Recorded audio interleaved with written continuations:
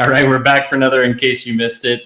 It's hard to believe it's already Friday again. Thanks for joining us. A lot of stories this week, a lot of big news in the world of GovTech, and Joe and I are going to break down a little bit of it for you as we go into a holiday weekend for many of you that are out there. First thing that really stood out this week, something that we're all seeing, something that we're all kind of feeling on a daily basis, and that is the engagement and the workforce side of things. And Forrester actually did a survey and really looked at what was happening in the private sector as well as the public sector. And they found that, governments lack an employee experience that fosters a productive and resilient workforce. And so there's some really interesting data here kind of coming directly from government as to how these employees rated their overarching government experience.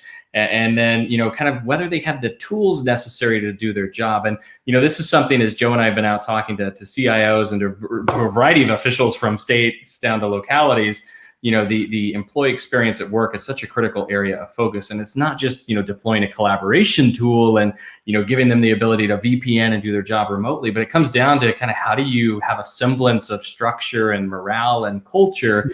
You have a workforce that's not all in the same place. Joe, what did you make of this one? Yeah, I mean, it's interesting, right? We've been doing a lot of sessions at the various virtual digital government summits across the country on remote work. And a lot of these threads start coming out of that conversation. It's not just how do we enable people to work remotely. Now we're talking about how do we bring the culture into this remote environment? How do we either rebuild a new culture? How do we keep people engaged? And how do we keep people from burning out? Burnout is a massive topic right now across the country, across all levels of government.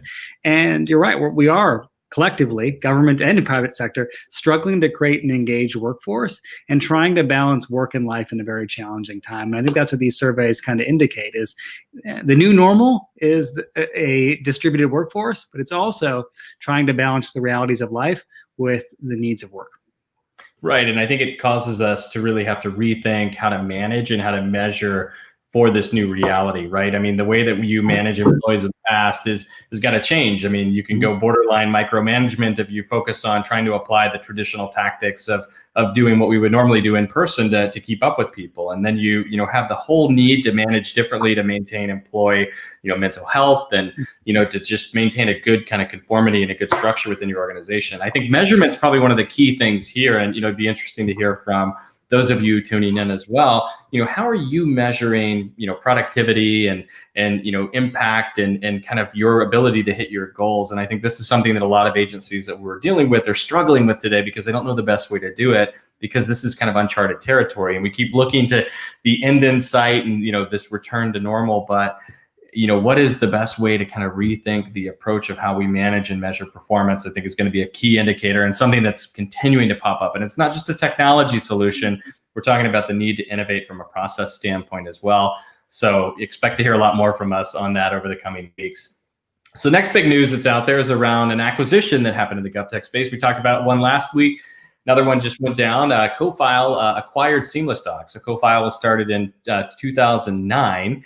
And this week they announced that they were acquiring SeamlessDocs, which builds online workflow using kind of an immersive experiential form system that they've created. And so congratulations to Jonathan End and his team at SeamlessDocs for this acquisition. And this really just shows you kind of the move by some of these companies to that platform dynamic and that platform standpoint. This acquisition puts CoFile now directly in line with competing with some of the bigger companies out there like Excella and Tyler Technologies and Oracle. So another great move in the market, and it really shows the maturity of the market as we start to look at that expansion into new areas. CoFile has a great portfolio of products already. This fits in well with their existing lines. Joe, what'd you make of this acquisition? Well timed and well focused. I mean, survey results continue to show that modernizing these government processes is needed really right now extensively. Recent surveys that I saw within the last week and a half show this as being as one of the top investment priorities. And I think purpose-built government focus that SeamlessDocs brings to the equation is well probably well desired and a great acquisition by CoFile. Yeah, and digital services, as you said, is one of the hottest areas right now because there is that huge push to modernize and to take, the legacy processes and the paper-based processes and put them into an experiential setting for citizens and for employees. And long term over the next year, I mean, it's still uncertain on when government's coming back We're seeing more and more that's getting pushed out into next year, maybe Q1, maybe Q2, and a growing portion of the government workforce staying remote. So the era of contactless government and government workforce is here to stay. And I think this is going to be a hot sector. Yeah, and you're going to see those experience-based technologies really take off right now. I mean, those are the ones that are coming into focus. So, for those of you on the industry side, I mean, think about the mission criticality of your solutions and making sure that it's aligned to kind of the current needs of government. And outside of the workforce challenges that we talked about earlier, it comes down to how do I put my services online in the most optimal way so that people can access it in a variety of different formats as easy as possible. And so a lot of innovation happening there, a lot of new technology adoption rolling out. And it's not just a nice to have anymore. These are now becoming mission critical technologies that every agency has to tackle. And along with mission criticality, we kind of get into the cyberspace, which continues to heat up, continues to evolve. And, as the threat vectors of government have now moved into the employee homes, we've seen a lot of news out there. And Joe, I know you've heard some recent news as well about some cybersecurity related activities in the public sector. Yeah, I mean, you can see the one that's on your screen now. A major hospital system got shut down, but it's starting to ramp back up again. We're tracking this, in 2019, 2020. Government was getting hit extensively by ransomware. In fact, it seemed like government became the target for ransomware in the latter half of 2019, early 2020. And now we pushed everybody home. We've lost some visibility. We've lost some control. And now we're starting to see these ransomware attacks pick back up again. In education is no different. With millions of remote students, we're seeing a lot of risk out there. One major school district in the country in the past week and a half got hit, and it wasn't your standard ransomware attack where you get shut down and pay or be asked to pay a ransom to get the access turned back on. When the ransom wasn't paid, they actually started publishing all of the student information, social security numbers, staff information, retirement dates, birth dates, sensitive information, really meant to cause harm. And that's a notable shift. And K through 12s, universities, they're not going to be the only target here. And we're starting to now see that in government, and we're starting to see these attacks pick back up both in their frequency, but more importantly, perhaps in their severity. Yeah, and they're also having real world impacts. I mean, this is a story that comes out of a German hospital, but it's the first known case of a ransomware attack actually having an impact on human life, a death that was linked directly to the cyber attack.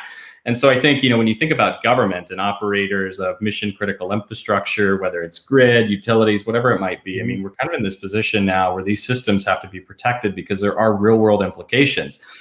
Putting on top of that, the rise of self-driving vehicles and a variety of other infrastructures that agencies will regulate, these attacks will become far more impactful and far more disruptive, both to government operations, but also potentially, there's added risk there with the human element of safety. And so I think, this is kind of a wake-up call that, we have to really start to think about standardization, industry collaboration. And if you're a city, you can't just say, oh, it's a federal government thing. Oh, it's something for the industry to work out. I mean, this is something that's impacting our lives day in and day out today. I mean, if you've got a Tesla flying through your city on autopilot at 70 miles an hour, I mean, we really have to start to think about the security parameters around that and the ecosystem that's forming and how we can best support, regulate, and secure that while fostering innovation on top of it. No, it's a challenge. It's a challenging time in the cybersecurity space, and I think we all got so caught up in getting people to move remotely, getting them stood up, and now we're starting to see everyone come back and start to address cybersecurity because of articles like these and because of the events that we're starting to see. So that's kind of what we wanted to cover this week on what we captured and caught our attention across government technology. Please feel free to check out, in case you missed it, .video, ICYMI.video for this episode and the past episodes. And join us next week again at noon Friday, noon Pacific, for the latest episode. Take care. Have a wonderful weekend. Stay safe. We'll see you next week.